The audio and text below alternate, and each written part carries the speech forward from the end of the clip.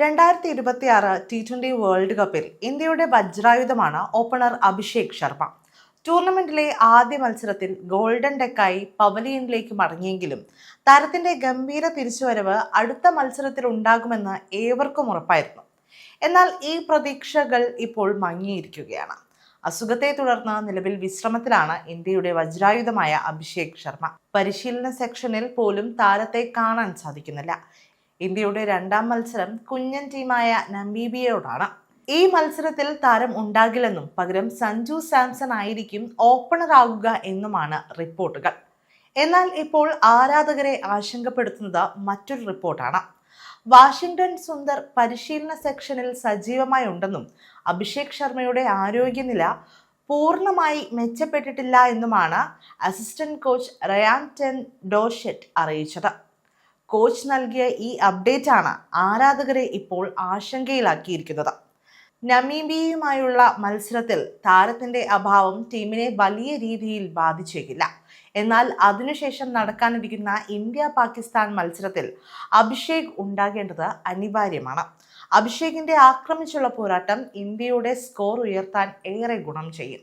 എന്നാൽ ഫെബ്രുവരി 15 ഞായറാഴ്ചയാണ് ഇന്ത്യ-പാകിസ്ഥാൻ മത്സരം. അപ്പോഴേക്കും അഭിഷേക് പൂർണ്ണ ആരോഗ്യവാനാകുമെന്നാണ് ടീം ഉൾപ്പെടെ ഏവരും പ്രതീക്ഷിക്കുന്നത്. അതേസമയം നാളെയാണ് ഇന്ത്യ-നമീബിയ മത്സരം. അഭിഷേക് ഇല്ലെങ്കിൽ സഞ്ജു തന്നെയായിരിക്കും ഓപ്പണർ കുപ്പായം അണിയുക. ഈ മത്സരത്തിൽ സഞ്ജു മികച്ച പ്രകടനം കാഴ്ചവെച്ചാൽ ഒരുപക്ഷെ പിന്നീട് അങ്ങോട്ട് പ്ലേയിങ് 11-ൽ സ്ഥിര സാന്നിധ്യമാകാൻ സഞ്ജുവിന് സാധിച്ചേക്കും. ഇന്ത്യ-ന്യൂസിലൻഡ് പരമ്പരയിൽ മോശം പ്രകടനം കാഴ്ചവെച്ചതാണ് സഞ്ജുവിന് വിനയായത്. അതുവരെ അഭിഷേക് സഞ്ജു ഓപ്പണിംഗ് ജോഡികളെയായിരുന്നു ഇന്ത്യ ലോകകപ്പിൽ ഇറക്കാൻ തീരുമാനിച്ചത്. എന്നാൽ സഞ്ജു മോശം പ്രകടനം കാഴ്ചവെച്ചു. ഈ സമയം ലഭിച്ച അവസരങ്ങൾ തൻ്റേതാക്കി മാറ്റാൻ ഇഷാൻ കിഷന് സാധിച്ചു. ഇതോടെ ന്യൂസിലാൻഡിനെതിരെ നടന്ന T20 പരമ്പരയിൽ സെഞ്ചുറി അടക്കം നേടിയ ഇഷാൻ കിഷൻ സഞ്ജുവിന്റെ ഓപ്പണർ സ്ഥാനവും വിക്കറ്റ് കീപ്പർ സ്ഥാനവും സ്വന്തമാക്കി. ഇനി സഞ്ജുവിന്റെ മുൻപിലുള്ള ഏക പ്രതീക്ഷ നാളെ നടക്കാനിരിക്കുന്ന നമീബിയയ്ക്കെതിരെയുള്ള മത്സരമാണ്.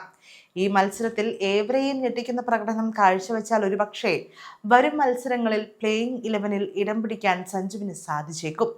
അതേസമയം ആരാധകർ കാത്തിരിക്കുന്ന മറ്റൊരു തിരിച്ചുവരവ് ജസ്പ്രീത് ബുംറയുടേതാണ്. ടൂർണമെന്റിൽ ഇന്ത്യയുടെ ആദ്യ മത്സരത്തിൽ ബുംറ പ്ലേയിങ് 11-ൽ ഇടം പിടിച്ചിരുന്നില്ല. അസുഖത്തെ തുടർന്ന് താരം വിശ്രമത്തിലായിരുന്നു.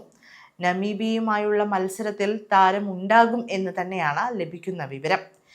ബുംറ പ്ലേയിങ് 11-ൽ എത്തിയാൽ മുഹമ്മദ് സിറാജ് ബെഞ്ചിലിരിക്കാനുള്ള സാധ്യത തള്ളിക്കളയാൻ സാധിക്കില്ല. ഹർഷിത് റാണ പരിക്കിനെ തുടർന്ന് ടീമിൽ നിന്ന് പുറത്തായതോടെയാണ് സിറാജ് ടീമിലെത്തുന്നത്.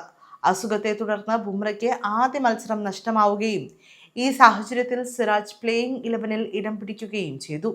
നിർണായക 3 വിക്കറ്റ് നേടി തിളങ്ങിയതോടെ 2 വർഷത്തെ ഇടവേളയ്ക്ക് ശേഷമുള്ള T20 തിരിച്ചുവരവ് സിറാജ് ഗംഭീരമാക്കി.